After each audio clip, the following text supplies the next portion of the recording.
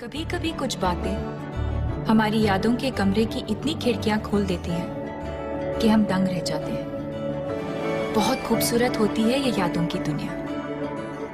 हमारे बीते हुए कल के छोटे छोटे टुकड़े हमारी यादों में हमेशा महफूज रहते हैं। यादें मिठाई के डिब्बे की तरह होती है, एक बार खुला तो सिर्फ एक टुकड़ा नहीं खा पाओगे।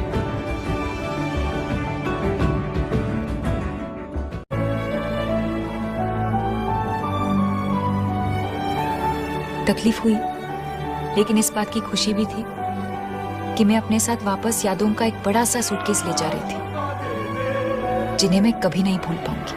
वो दिन, वो रातें, वो हंसी, वो मस्ती, वो दोस्ती।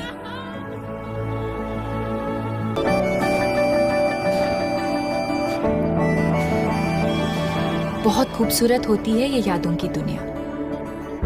हमारे बीते हुए कल के छोटे छोटे टुकड़े हमारी यादों में हमेशा महफूज रहते हैं।